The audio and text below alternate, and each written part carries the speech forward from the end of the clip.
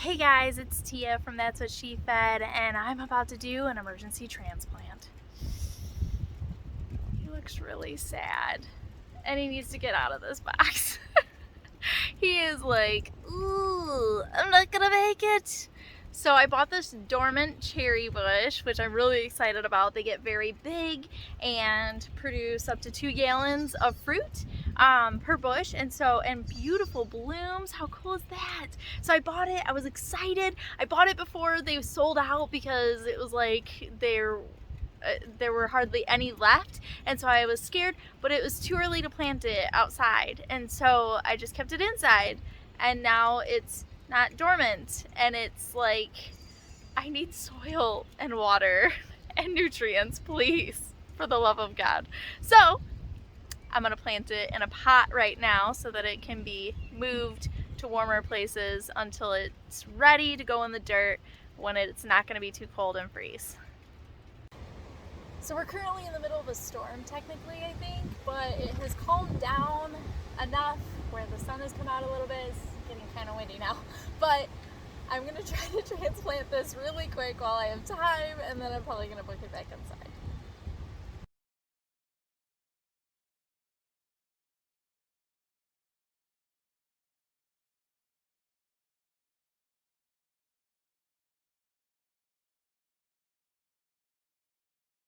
I'm gonna water this really, really good now, because when you transplant something, you wanna make sure that there are no air pockets around the roots. So I'm going to pour a ton of water in there and make sure all those air pockets get filled.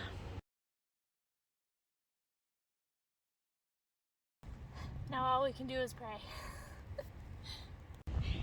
And now I wanna share with you guys our peach tree. So when I bought it, it had a bunch of beautiful blooms on it, and I was so excited. And then I started reading that peaches do great sometimes, and sometimes they don't. Sometimes we get a frost after the blooms, and then you get no peaches.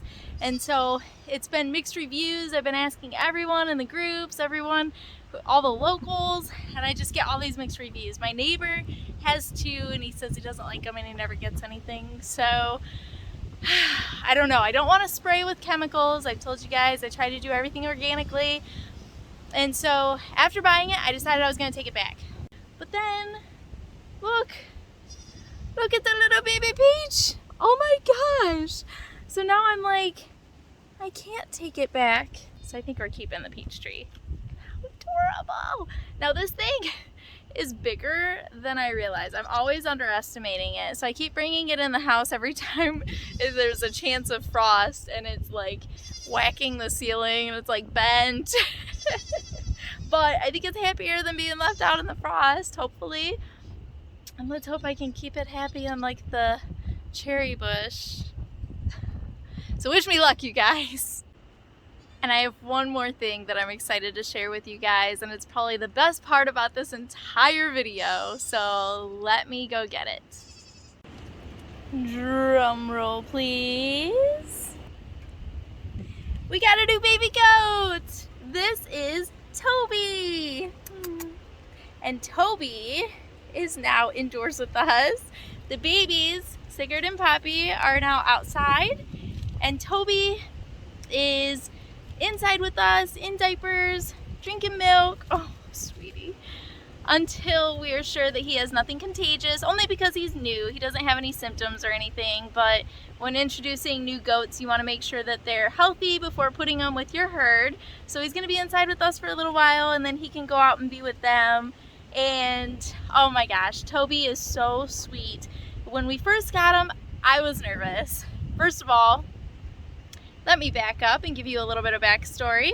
My plan this year was to get 2 girls, and then next year get 2 boys. And I wanted to just take it slow, basically. The whole plan was to take it slow. Well, as you guys know, we got Poppy, and then we couldn't find another girl. And so we ended up settling, that sounds terrible, for a boy, and that was Sigurd, knowing that we would have him fixed in time before he could get her pregnant. Well, and then we'd wait until next year and get 1 more boy and 1 more girl. Well, that didn't work out. There is actually some conflicting information out there about when exactly they could get pregnant, and I've been told that I should have separated them a while ago. So Poppy is now in a diaper and onesie, and this little guy is going to be company for Sigurd, and then once we get another girl, she will be company for Poppy, and so they can separate but not be lonely, because we don't want them to be lonely. So we have 3 goats now, going on 4. That was not my plan. I had to talk with God about it. I'm like, God, I prayed and prayed that this would all go according to plan. Did I not do it right? Like, this wasn't the plan, you know? We were gonna take it slow, and I felt called to get Poppy. I felt called to get Sigurd. I felt like it was exactly how it was supposed to go, and then I realized it did go exactly how it was supposed to go. And in that moment, I felt it in my heart. I felt God speak to my heart and say, what about this past year made you think I wanted you to take it slow? And so I think he tricked me into this. He was like, yeah, just get your boy, and then next year you can get the other 2. And then I did it because he knew that if I knew the full plan, I probably would have felt overwhelmed. So have you guys read the book Bamboozled by Jesus by Yvonne Orji?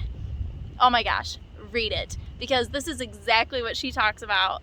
Jesus will bamboozle you into the best life you could imagine. And look, he's amazing.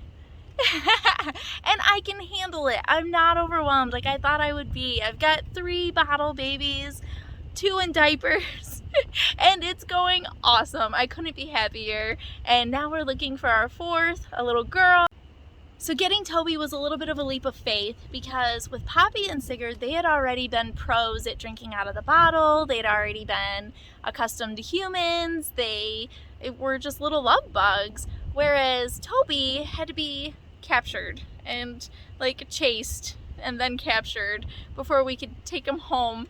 And he had only had 1 bottle in his entire life. I was terrified. There's horror stories out there. You have to watch them give them a bottle before you take home a bottle baby, because you could end up in a really horrible situation. So I did see the video of him taking his first bottle, and he did really well. I have a awesome friend who's been a mentor, and she's been through it starting babies on bottles, and she watched the video and she said, oh yeah, he'll do a good job. And thank God he has. It was a learning curve for both of us, but he has come around to the bottle perfectly, and he's drinking a lot now, and so he's doing it really well. And I might even be able to put a little video on here of him with the bottle.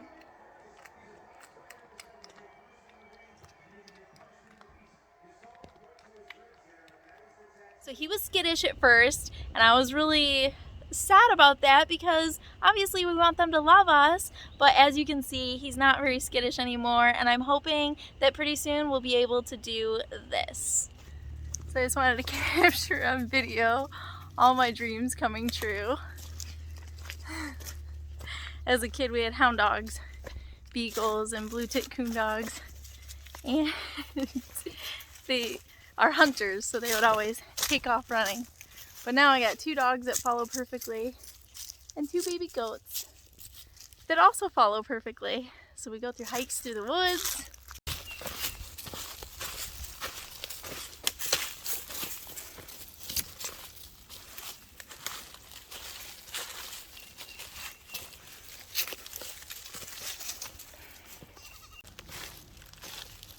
Come on, babies.